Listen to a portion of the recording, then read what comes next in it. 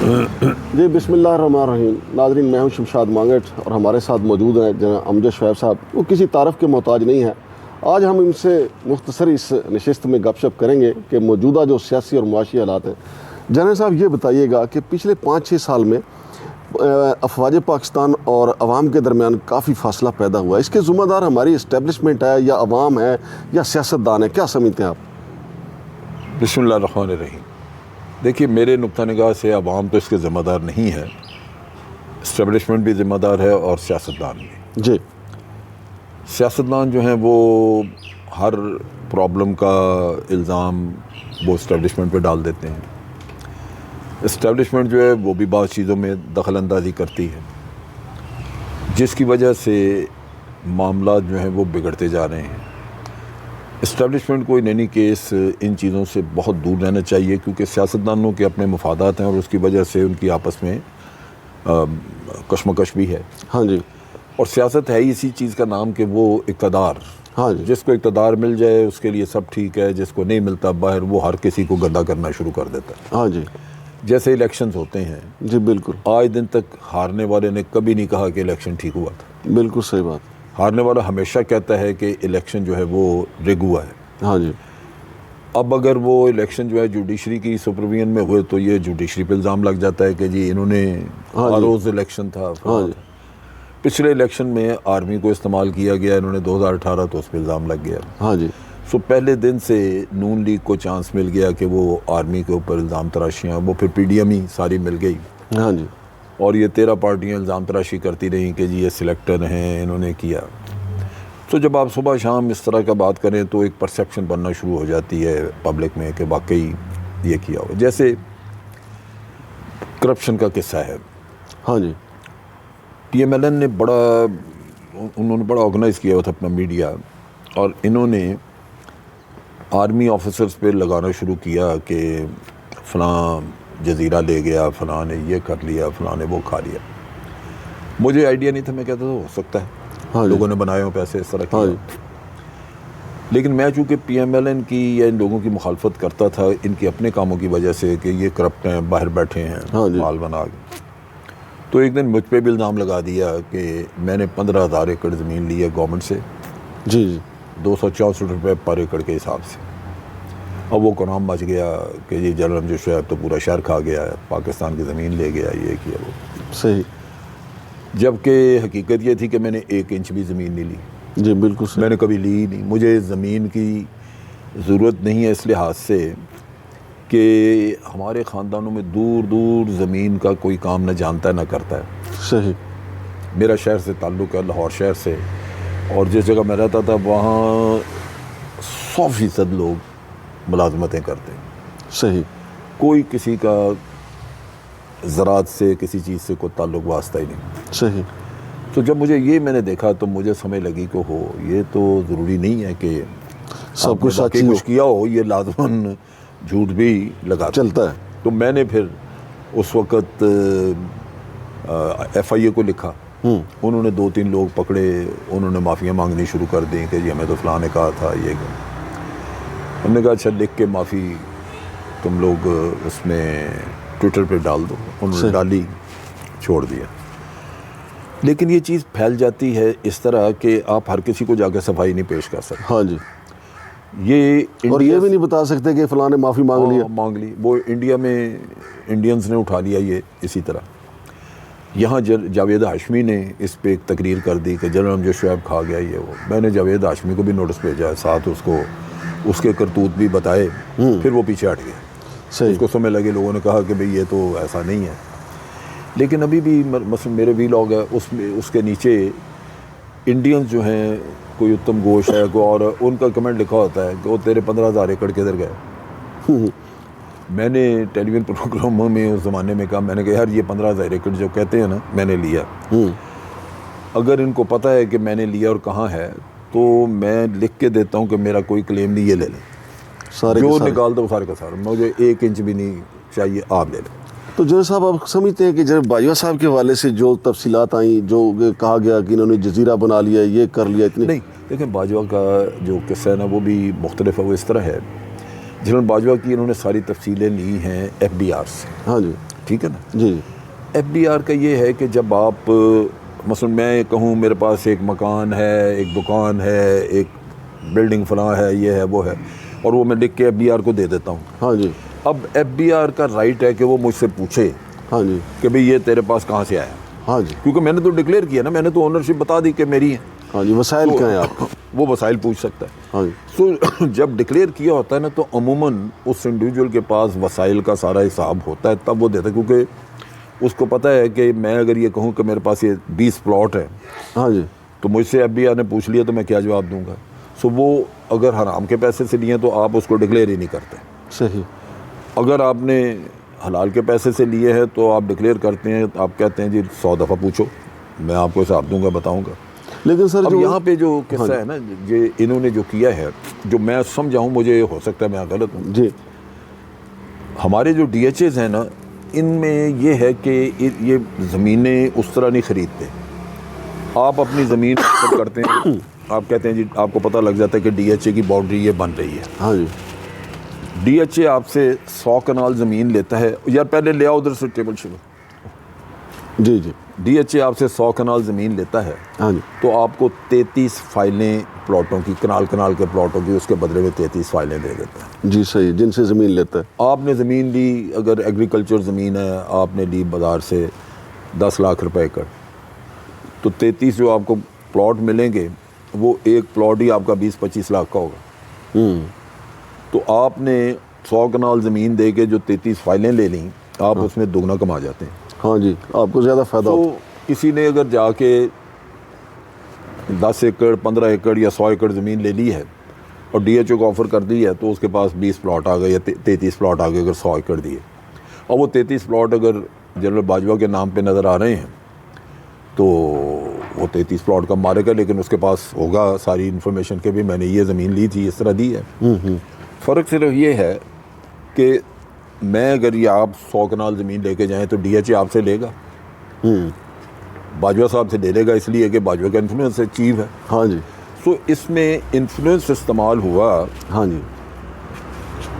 وہ ضرور کہا جا سکتا ہے کہ بھی چیف تھا, لہذا یعنی پاور کرپشن, پاور, آپ نے اختیارات کا استعمال کیا کہ آپ نے DHA کو کہا کہ یہ لے لو, انہوں نے لے لیا. لیکن اس میں جنرل صاحب ایک مسٹری لیکن ہے, پیسے کا مسئلہ نہیں ہوگا. ایک مسٹری ہے اس میں. جی جی. کہ جنرل صاحب کی جو بہو ہیں, ان کے شادی سے چند دن پہلے ان کے نام پہ 9 پلاٹ ہوئے ہیں, جبکہ وہ 3 بہنیں, یا تو ان کے والد صاحب جو ہیں وہ باقی بہنوں کو بھی دیتے. وہ بات یہ ہے نا کہ یہ تو اس کا والد نے اگر دیے ہیں تو والد جواب دے. ہاں صحیح کہہ رہے ہیں, وہ دے, وہ اس سے پوچھنا چاہیے, چونکہ یہ ڈکلیئرڈ ہے نا, اس لیے. لیکن اس سے عوام میں اندر سر بے چینی پہنچتی ہے کہ یار ہمارے جرنیل جو ہیں ہمارے کیا کر رہے ہیں. بالکل پہنچتی ہے. یہ تو دیکھیں نا, آپ جس طرح بھی جو چیز پریزنٹ کریں گے وہ اسی طرح عوام میں جائے گی, وہ اسی طرح عوام میں جائے گی, آپ اس کو کچھ نہیں کر سکتے, پرسیپشن بن جاتی ہے. بالکل صحیح. یہ جو صفائی پیش کرنے کا معاملہ, یہ بڑا مشکل ہے. آپ جا کے کسی کو, ہر کسی کو بتا نہیں سکتے کہ یار میرا یہ جائز تھا, میرا یہ تھا. ہاں جی. فرق یوں پتہ لگ جاتا ہے کہ جس دن آپ چیف آف آرمی اسٹاف بنے اس دن آپ کے پاس 2 پلاٹ تھے, جس دن آپ ریٹائر ہو رہے ہیں اس دن آپ کے پاس 60 پلاٹ ہے. ہاں جی. تو وہ آدمی سوچنا شروع کر دیتا ہے کہ بھی یہ 6 سال میں اس نے کہاں سے کمایا, کون سی گدڑ سنگھی آئی. ہاں, تو وہ چیزیں جو ہے نا وہ آپ کے لیے پرابلم بنتی ہیں, کیونکہ آپ ہو سکتا ہے ڈکلیئرڈ کیا ہوا تو حلال ہوگا, لیکن ایکسپلینیشن آپ کس کس کو دیں. میرے لیے یہ مسئلہ بنا رہا کہ میں تو چونکہ میڈیا میں تھا, ہاں جی, تو میں ہر پروگرام میں یہ قصہ کھول دیتا تھا. ہاں جی. جیسے آج آپ سے بھی بات کی ہے, ہاں جی, کہ بھئی اگر 15,000 ایکڑ کسی کو پتا وہ لے لے, مجھ سے آج لکھوا لے کہ بھئی یہ میری ہے تو لے لے. بالکل صحیح بات. تو یہ جنرل باجوہ کے پاس یا کسی اور کے پاس سہولت نہیں ہے. جی صحیح. تو وہ مجھ پہ الزام لگا کے تو غلط پھنس گئے کہ نہیں صحیح ٹکر گیا, ورنہ تو میری پرسیپشن یہی تھی. صحیح. آج بھی انڈیا سے میں آپ کو بتا رہا ہوں نا کہ مجھے نیچے کمنٹ انڈینز نے لکھے ہوتے ہیں, اور یہ لکھا ہوتا ہے کہ یہ آدمی 15,000 ایکڑ کھا گیا اور ادھر یہ. اچھا جنرل صاحب, آپ خود آرمی میں رہیں, ہمارا جو ماضی گواہ ہے اتنی کھلم کھلا باتیں نہیں ہوئیں کہ ہمارے جرنیل جو ہے وہ سیاست کرتے ہیں. ابھی دیکھیں, ابھی ایک انکشاف ہوا ہے کہ جب 2018 کا الیکشن ہونے جا رہا تھا, جناب قمر جاوید باجوہ صاحب، فیض امیر صاحب، نوید مختار صاحب، جناب نوید مختار صاحب، انہوں نے ہم میر نے بھی ہاں جی، تو انہوں نے بلا کے جی ان کا انٹرویو کیا تو انہوں نے کہا جی میں اپنے بھائی سے باہر نہیں جاؤں گا. تو سر دیکھیں نا اتنی کھلم کھلا باتیں ہو رہی ہیں. نہیں یہ غلط ہے. یہ تو دیکھیں ابھی ہوا کیا ہے، ہو سکتا ہے پہلے بھی یہ لوگ اس طرح کے کام کرتے رہے ہوں لیکن پہلے پبلک میں یہ چیزیں آئی نہیں. ہاں جی. ابھی جنرل باجوہ جب ریٹائر ہوئے ہیں تو میں نے سنا ہے جاوید چودھری کو ایک انٹرویو دیا، میں نے دیکھا ہے کچھ اور لوگوں کو. ہاں جی. ہاں جی. یوں لگ رہا ہے کہ جیسے وہ اپنے وقت کے معاملات کی صفائی پیش کرنا چاہ رہے ہیں. ہاں جی. ایسے نہیں ایسے، لیکن اس میں وہ مزید پھنس جائیں گے. ہاں جی. کیونکہ یہ سارے کام غیر آئینی ہیں. ہاں جی صحیح. اگر آپ نے کیے ہیں اور آج اپنے منہ سے آپ خود تسلیم کر لیں، ہاں جی، وہ تو کوئی بھی سیاستدان اٹھ کے آپ کو عدالت میں لے جائے گا. بالکل صحیح بات. تو یہ باتیں کرنی نہیں چاہیے. یہ حامد میر والے انکشاف پہ بھی کوئی بندہ عدالت جا سکتا ہے نا کہ جی یہ جا دیکھیں. سکتا ہے، بالکل جا سکتا ہے. یہ کوئی آئینی کام تو نہیں ہے کہ آپ نے کہا جی کہ فلاں کو وزیر اعظم بنا دیں. آپ کون ہیں؟ ہاں جی. اگر آپ اس طرح کی بات کریں گے تو لازماً ایک وائلیشن نظر آئے گی آئین کی، قوانین کی، اور اس پہ کوئی بھی عدالت میں جا سکتا ہے. اچھا جنرل صاحب یہ بات ہوتا ہے کہ سرحدوں کے دفاع کے لیے یا اندرونی طور پہ جو دشمن ہمارے ملک کو کھوکھلا کرنے میں لگے رہتے ہیں اس کے لیے تگڑی فوج تو ہونی چاہیے، لیکن ہم نے 5-6 سالوں میں بہت کمزور کیا اپنی فوج کو. اس کا کیا حل ہے؟ حال یہی ہے، دیکھیں آج بھی میں سمجھتا ہوں ہمیں اپنی روش بدلنی چاہیے. سیاست ہمارا کام نہیں ہے، کاروبار بزنس ہمارا کام نہیں ہے. ہمیں اس سے دور ہو جانا چاہیے. ہمیں سیاست سے دور ہٹنا چاہیے اس طرح کہ بالکل مطلب یہ ہے کہ اگر کسی چیز پہ کوئی بالکل ہم دیکھیں کہ قومی نقصان ہونے لگا ہے تو ہمیں کوئی سیاستدانوں میں انڈرسٹینڈنگ کرانی ہے تو اس کے لیے تو چلے کو آپ کر دیں، جس طرح جنرل وحید کاکڑ نے کی تھی اپنے وقت میں. ہاں جی. ہاں جی. ہاں جی. کہ انہوں نے ان کو اکٹھا کر کے تو انہوں نے کہا ابھی آپ بھی ریزائن کر دیں، یہ بھی کر دیں تاکہ میدان صاف ہو اور آپ لوگ مل بیٹھیں. تو اس حد تک تو ٹھیک ہے کہ بھئی آپ کے سیاستدان بہت میچور نہیں ہیں، بعض اوقات ایسی حرکتیں کر جاتے ہیں، شترے بے مہار ہو جاتے ہیں. تو بہتر یہ ہے. لیکن ادروائز سیاست سے باہر، اب میں آپ کو میاں نواز شریف کا بتاتا ہوں کہ جب یہ جنرل مشرف نے ٹیک اوور کیا ہے ہاں جی، تو اس وقت اس سے پہلے اس نے چیف جسٹس کو گھر بھجوایا، سجاد علی شاہ کے پیچھے لگ گئے، ہاں جی، بندے خریدے، ہاں جی، جج خریدے. ججوں میں فارورڈ بلاک پہلی دفعہ بنا. پہلی دفعہ پریزیڈنٹ لغاری تھا، اس کی چھٹی کرا دی. ہاں جی، چیف آف آرمی اسٹاف تھا جہانگیر کرامت، اس کو گھر بھیج دیا. ہاں جی، حالانکہ اس نے جو بات کی تھی وہ یہی تھی کہ یار ایک نیشنل سیکورٹی کمیٹی بناؤ. ہاں جی، اس میں ہوتا کہ ہم نے نیوکلیر ایکسپلوژن کرنا تھا، ہاں جی، تو ہم نے وہ کر تو دیا، لیکن ہم نے دیکھا کہ یہ فیصلہ سازی جو ہے وہ بڑی مشکل ہے، کیونکہ کوئی بھی ان کے پاس کوئی پلیٹ فارم ایسا، کوئی فورم نہیں ہے جہاں یہ بیٹھ کے اسٹریٹجک نیچر کے فیصلے کر سکے. ہاں جی، یہ فیصلے ایسے نہیں ہوتے کہ بھی آپ اپنی کچن کے چودھری سارے دراؤ بھائی یہ بتاؤ یہ کیسے کرے، ہاں جی، یا گوہر یو تم آ جاؤ. یہاں تو ہونا یہ چاہیے کہ بھی ایک پلیٹ فارم جہاں سول ملٹری قیادت بیٹھ کے اکٹھے فیصلہ کرے. ہاں جی. تو یہی تھا جنرل جہانگیر کرامت کو ہم نے کہا کہ جی آپ ان کو یہ بتائیں، یہ بڑا نیوکلیر ایکسپلوژن جب کیا تو اس میں ہمیں بڑا فلا نظر آیا کہ یہ ہمارے پاس کوئی ایسا پلیٹ فارم نہیں. تو جب اس نے کہا تو اس کی چھٹی کرا دی. جہانگیر کرامت کہتا تھا کہ جب ان کو کہتا ہوں میں کوئی چیز تو یہ سمجھتے ہیں کہ ہم ان کے اختیارات لینے لگیں. حالانکہ وہ اختیارات کا قصہ نہیں ہے، وہ تو ایک قومی مسئلہ ہے جس کو آپ نے انسٹیٹیوشنلائز کرنا ہے. تو یہ اس وقت آپ سوچئے کہ اس نے اتنا بیڑا غرق کیا ہوا تھا. کارگل کی جنگ ہوئی تو اس میں یہ اس کے ساتھ واجپئی کے ساتھ تھرو ہو گیا نواز شریف. تو ان کے اپنے مفادات ایسے ہیں کہ کسی نہ کسی وقت آپ کو کوئی چیک کرنا پڑتا ہے. جنرل مشرف قطعاً ان کو ہٹانے کو تیار نہیں تھا، لیکن جب انہوں نے اس کو، وہ ہوا میں تھا تو انہوں نے پیچھے سے اس کو فارغ کر دیا. تو آرمی میں پہلی بڑی اس چیز پہ رنجش تھی کہ یار جہانگیر کرامت کو تم نے بلا وجہ چھٹی کرا دی، اب اس کو بھی چھٹی کرا رہے ہو. تو اس میں یہ فیلنگ ہوئی کہ یار یہ بالکل منہ زور انسان، یہ ہر طرف اگر آئین اس کو دیتا بھی اجازت تو اختیارات استعمال کرنے کی اس کو کوئی طریقہ تو آنا چاہیے اس کو کہ بھئی یہ کرنا چاہیے اس طرح یا نہیں. جی صحیح بات. تو اس وجہ سے وہ ہوا. تو یہ چیزیں جو ہیں یہ ہمیں بعض اوقات ضرورت پڑ سکتی ہے کہ سیاستدان بالکل رتھلس ہو جائے اور آپ کو کوئی تھوڑی بہت انٹرونشن کرنی پڑے، لیکن ٹیک اوور نہیں ہونا چاہیے. اس میں یہی ہے کہ آپ ان کو بٹھا کے تو معاملات کو درست کرا دیں. اس سے آگے کوئی یہ کرنا کہ جی اس کی حکومت نہیں ہوگی، اس کی ہوگی، اس کو الیکشن جتانا ہے، اس کو ہرمانا ہے، یہ کوئی کام نہیں. جنرل صاحب یہ بتائیے کہ ابھی جیسے ہمارے معاشی حالات بڑے خراب ہیں کہا جا رہا ہے اکثر ٹی وی چینلز پہ بھی یہ باتیں ہو رہی ہیں کہ خدا نخواستہ ہمارا ایٹمی پلانٹ جو ہے وہ برائے فروخت ہونے والا ہے یا برائے فروخت ہو چکا ہے یا ہمارے ہاتھ سے نکلنے والا ہے. کیا آپ فیل کرتے ہیں ایسا؟ دیکھیں یہ مشکل ہے، یہ چیز ہوگی نہیں. اس کی وجہ یہی ہے کہ یہ جو ہمارے عوام ہیں ہاں جی. یہ اس چیز کو نہیں ہونے دیں گے. عوام بڑا، اور ہونا بھی نہیں چاہیے، ہمارے ملک کی بڑی سیکورٹی کا مسئلہ ہے. ہاں جی. لیکن جب یہ قرضے لیتے ہیں یہ ہمارے لوگ اندھے ہو جاتے ہیں. صحیح. اس وقت نہیں سوچتے کہ یہ قرضہ جو ہمیں دے رہے ہیں یہ ہم نے واپس بھی کرنا ہے. جی صحیح. واپس نہیں کریں گے تو یہ ہماری گردن پہ پیر رکھیں گے، یہ چھوڑیں گے نہیں. بالکل ٹھیک. یہ سارا پچھلے دور میں جب اسحاق ڈار تھا ہمارا فائنانس منسٹر، اس وقت یہ پرابلم ہوئی ہے. اس وقت IMF ان کو بڑا آسانی سے قرضے دے رہا تھا کہ لے لیں جتنے مرضی. حالانکہ یہ جھوٹ بولتے تھے، ان کو غلط فگرز دیتے تھے.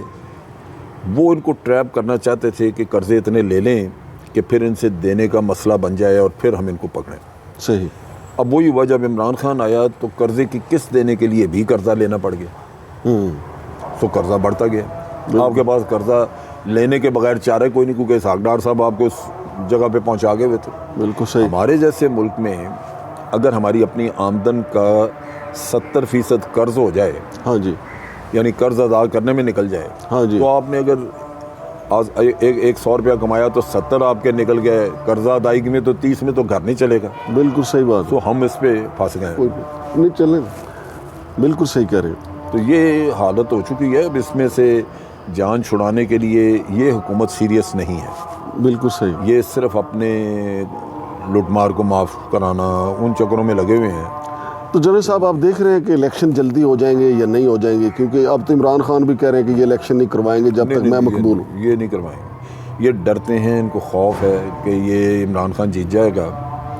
پاکستان میں عمران خان ہو یا کوئی بھی، جو بھی شخص کرپشن کے خلاف کھڑا ہوگا اس کو مار دیا جائے گا، وہ نہیں یہاں پہ کام کر سکے گا. تو اس کا مطلب عمران خان کی زندگی بھی خطرے میں ہے. خطرہ میں بالکل. عمران خان کو کوئی بھی پسند نہیں کرے گا، کیونکہ یہ کرپشن پچھلے 30-40 سال میں ہماری نس نس میں سما چکی ہے. ہر محکمے میں، ہر جگہ لوگ بیٹھے ہیں جو سمجھتے ہیں کہ یار یہ ہماری روزی پہ لات مار رہا ہے. تو اس وجہ سے اس کے ساتھ تعاون نہیں ہے کوئی بھی. سر جنرل عاصم منیر صاحب آئے، قوم کی بڑی امیدیں ہیں، حافظ قرآن ہیں، لوگ کہتے ہیں کہ جی انشاءاللہ ایسی چینج آئے گی کہ سب کچھ ٹھیک ہو جائے گا. آپ کیا سمجھتے ہیں؟ دیکھیں ابھی تک تو کوئی چینج نہیں، ابھی تک تو وہی ہے. لیکن چینج آنی چاہیے. عاصم منیر کی پہلی ذمہ داری ہے کہ وہ اپنی فوج کی ساکھ، فوج کا امیج بہتر کریں.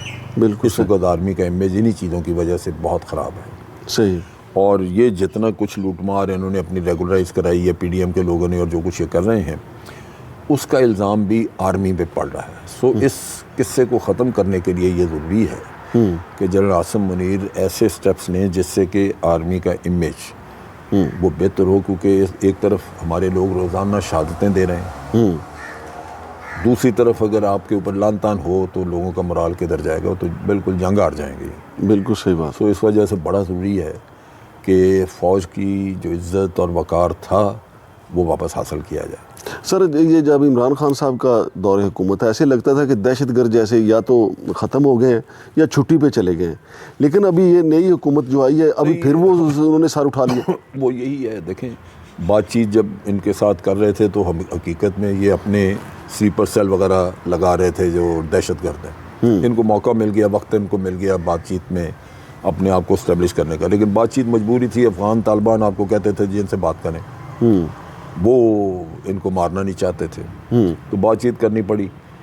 اب مجھے شک ہے کہ یہ امریکہ باہر سے CIA وغیرہ ان کو دے رہا پیسہ وغیرہ ان سے کام لینے کے لیے، کیونکہ وہ چاہتے ہیں کہ یہاں دہشت گردی پھیلے اور ہم کہیں پاکستان کو کہ بھئی آپ سے کنٹرول نہیں ہو رہی، ہم آ کے مدد کرتے ہیں آپ کی.